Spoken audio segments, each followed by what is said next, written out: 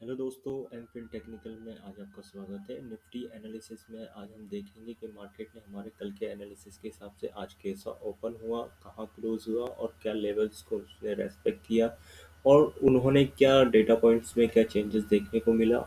ठीक है, तो कैश में क्या रहा, फ्यूचर्स में क्या रहा और ऑप्शंस में किस तरह की वॉलेटिलिटी हमें देखने को मिली और हमारा जो वॉलेटिलिटी जो इंडेक्स है उसमें क्या चेंजेस हमें देखने को मिले और हमारे आज के सपोर्ट क्या है और कल जो एक्सपायरी होगी थर्सडे को, कल तो हमारा हॉलीडे है और जो थर्सडे को एक्सपायरी होगी तो एक्सपायरी में हम किस तरह से काम कर सकते हैं, किस तरह से हमें ट्रैप से बच सकते हैं। तो वही सब हम एनालिसिस करेंगे। तो चलिए शुरू करते हैं। सबसे पहले निफ्टी एनालिसिस में हम सबसे पहले हम देखेंगे कि कल हमारा जो एनालिसिस था वो क्या था और उसके कॉन्टेक्स्ट में क्या डेटा पॉइंट्स थे। ठीक है, तो कल हमने एनालिसिस किया था कि कल जब मार्केट गैप डाउन ओपन हुआ था तो वहाँ पर इनिशियल लेवल पे हमें कैश में एक बाइंग देखने को मिली थी, बट बाद में डेरिवेटिव्स में हमें शॉर्ट पोजीशंस का बिल्डअप देखने को मिला। कल एफआईज ने इंडेक्स में शॉर्ट पोजीशंस भी बनाई थी और जो ऑप्शंस में जो शॉर्ट पोजीशंस है उन्हें कैरी फॉरवर्ड भी किया था, कल इंक्रीज भी की थी और कैश का मनी फ्लो भी कल नेगेटिव था। तो ओवरऑल मार्केट एक डाउन ट्रेंड में ही आके क्लोज हुआ था। ठीक है, और आज मार्केट ने जो हमारा कल का जो लो था, मार्केट ने जस्ट उसके ऊपर ओपनिंग दी और उसके बाद एक शार्प हमें कैश सेगमेंट के कारण और जो इनिशियल लेवल पे जो पोटेटस ऑप्शंस में जो मनी फ्लो था उसके कारण, पॉजिटिव होने के कारण एक शार्प बाइंग देखने को मिली। एक ट्रैप भी कह सकते हैं, हंटिंग भी कह सकते हैं, क्योंकि यस्टरडे हमारी पोजीशंस बियरिश थी और उनको कैरी फॉरवर्ड किया गया था। ठीक है, तो इनिशियल लेवल पर आज मॉर्निंग में हमें कैश में बाइंग देखने को मिली और दूसरा हमें पुट राइटिंग हमें इनिशियल लेवल पे देखने को मिली। तो उन्होंने मार्केट को एक शार्प अपमूव दिखाया जहां पर उन्होंने एक ट्रेंड लाइन को ब्रेक किया और जो हमारा लास्ट स्विंग थी 591 उसको भी ब्रेक किया। देन जो नेक्स्ट स्विंग थी 620 की, मार्केट ने उसको टेस्ट किया बट उसके आगे वो सस्टेन नहीं कर पाए। वो क्यों नहीं कर पाए? क्योंकि कल जब मार्केट ने हंटिंग की थी तो यहाँ इस लेवल पे उन्होंने अपनी पोजीशन को एवरेज आउट किया था, इसलिए ये मार्केट को सस्टेन नहीं कर पाया और मार्केट फिर से हमें जो वापस से फिर से देखने को मिली, यहाँ पर कॉल राइटर्स फिर से एक्टिव हुए, कैश सेगमेंट फिर से नेगेटिव होना शुरू हुआ और मार्केट फिर एक रेंज बाउंड में ही बना रह गया। और रेंज बाउंड में बनने का रीजन ये था कि यस्टरडे हमारी बियरिश पोजीशंस को कैरी फॉरवर्ड किया गया था और आज मॉर्निंग में जो हमें इनिशियल लेवल पे पुट राइटिंग देखने को मिली, ठीक है, और कैश का मनी फ्लो पॉजिटिव था तो उसके कारण हमें ये सिनेरियो हमें देखने को मिला। ठीक है, तो हमारे जो मेजर हमें जो सपोर्ट एंड रेजिस्टेंस हमें देखने को मिलेंगे।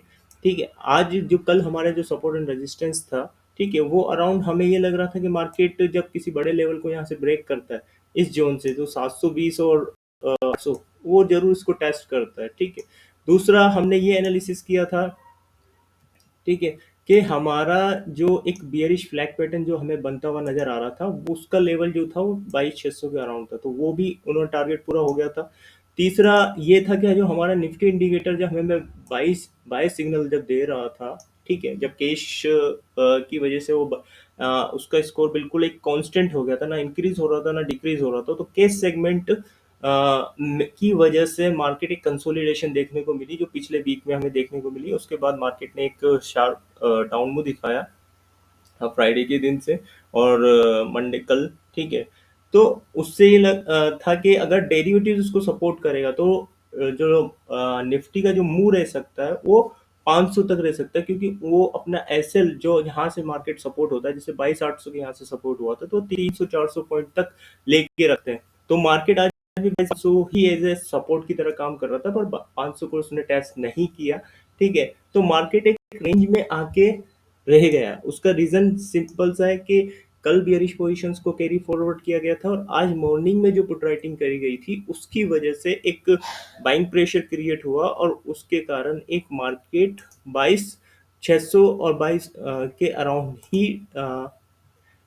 कंसोलिडेट होता रहा और पूरे दिन, और लास्ट में उसने एक सेलिंग दिखाई कैश सेगमेंट के कारण। ठीक है, जो कि हमारा प्रीवियस मूव था, एक ट्रेंडिंग मूव था उसके कारण, बट उसने लास्ट जो हमारा लो था 518 उसको ब्रेक नहीं कर पाया और एक सस्टेन नहीं कर पाया। मार्केट ने फिर से अपसाइड में आके क्लोजिंग दी है 22,547 के राउंड, ठीक है।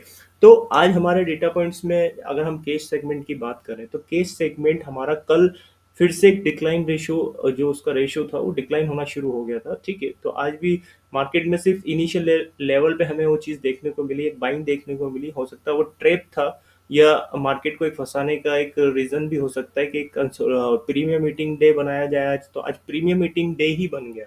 दोनों तरफ राइटिंग थी तो उसकी वजह से दोनों तरफ के प्रीमियम ऑलमोस्ट 50% डाउन हुए, ठीक है। उसकी वजह से ऑप्शन सेलर को बेनिफिट मिला, ठीक है।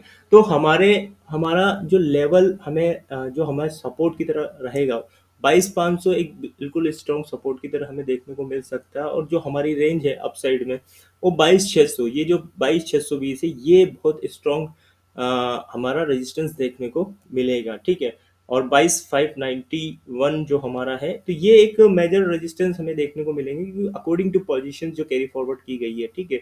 और हम बात करते हैं अगर वॉलेटिलिटी जो हमारा इंडिया विक्स है तो इंडिया विक्स 20 तारीख से हमें बिल्कुल भी एक न्यूट्रल वे में जा रहा था और डिक्लाइन होता जा रहा था। तो इसका मतलब मार्केट में जो वॉलेटिलिटी जो थी वो एक अम, खत्म सी होती हुई दिखाई दे रही थी। मतलब हाँ, मेजर मूव हमें देखने को नहीं मिलेंगे, कंसोलिडेशन देखने को मिल सकती है। जब भी वॉलेटिलिटी हमारी डिक्रीज होती है तो उसमें यही होता है कि एक या तो बाइंग प्रेशर क्रिएट होता है या फिर हमारा एक कंसोलिडेशन स्टेज आ जाती है मार्केट में, ठीक है। तो वो एक मेजर कंसर्न है। दूसरा, हमारी जो ऑप्शंस इंडेक्स में जो कल भी हमें एक शॉर्ट पोजीशंस का बिल्डअप देखने को मिला था एफआईस की तरफ से, ठीक है। तो कभी कभी क्या होता है कि बॉटम पे आके बॉटम बिल्कुल नियर बॉटम आके कुछ टाइम पहले वो अपनी शॉर्ट पोजीशन बनाते हैं ताकि अगर वो शॉर्ट कवरिंग भी करते तो एक मेजर तरीके से उसको कवर कर सके ताकि एक प्रेशर क्रिएट किया जा सके। शॉर्ट कवरिंग जब वो उसको अनवाइंडिंग करेंगे तो मार्केट में एक अच्छा मूव देखने को मिल सकता है।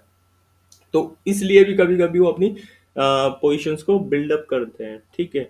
तो हमारा अगर मोटा मोटा हम कैश की बात करें तो नेगेटिव है, ऑप्शंस की बात करें तो उन्होंने बियरिश पोजीशंस को कैरी फॉरवर्ड किया गया था और आज उन्होंने पुट राइटिंग करी थी। तो मार्केट में ऑप्शंस में हमें न्यूट्रल व्यू दिख रहा है, ठीक है। फ्यूचर इंडेक्स की अगर बात करें तो उन्होंने लास्ट यस्टरडे उन्होंने एक शॉर्ट पोजीशंस का बिल्डअप दिखाया था एफआईस की तरफ से, ठीक है। तो ओवरऑल एक हमें एक न्यूट्रल स्टेज दिख रही है। अब एक्सपायरी के पॉइंट ऑफ व्यू से हमें क्या रह सकता है और अगला मूव क्या हो सकता है तो वो देखते हैं। अगर मार्केट को अपना मूव अगर डाउन मूव अगर रिज्यूम करना है, ट्रेंड जो हमारा ओवरऑल जो डाउन ट्रेंड हमारा दिख रहा था अगर उसको रिज्यूम करना है, ठीक है। तो ये जो पुट राइटिंग आज करी है उन्होंने तो इस या तो मार्केट यहीं कंसोलिडेट हो, ठीक है, या फिर इनको पोजीशंस को क्लोज करने के लिए मार्केट को फिर से इस रेंज में आना पड़ेगा, ठीक है।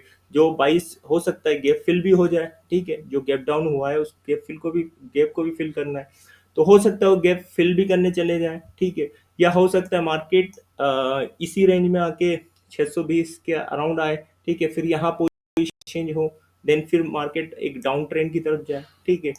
दूसरा जो पॉसिबिलिटीज है वो ये है कि अगर बेयरिश पोजीशन जो बनी हुई है हमारी अगर वहाँ वो अपनी पोजीशंस को क्लोज करना शुरू करते हैं, ठीक है, तो मार्केट फिर से एक कंसोलिडेशन यहाँ दिखा सकता है, ठीक है। या फिर वो एक मुंह को डाउन लेकर आए 400 जो नेक्स्ट हमारा सपोर्ट है 430 है भाई, मार्केट को वहां तक ले आए, वो अपनी पोजीशंस को एक्सचेंज ऑफ हैंड करे, देन उसके बाद वो मार्केट को अपसाइड में ले जाए।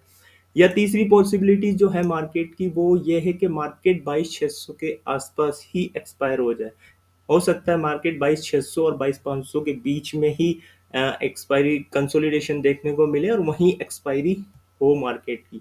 तो ये तीनों पॉसिबिलिटीज है मार्केट की जो डेटा पॉइंट्स है उसके अकॉर्डिंग और जो सेंटीमेंट्स बने हुए। और अगर हम निफ्टी इंडिकेटर की बात करें तो वहां पर हमारा जो स्कोर है वो डिक्रीज ही हो रहा है। तो ओवरऑल हम एक बेयरिश सेंटीमेंट के साथ ही रखेंगे। अगर मार्केट यहाँ से ऊपर जाता है तो हम ये वेट करेंगे कि यहाँ पोजीशंस का एक्सचेंज होती हुई नजर आए या पोजीशंस का बिल्डअप देखने को मिले, ठीक है।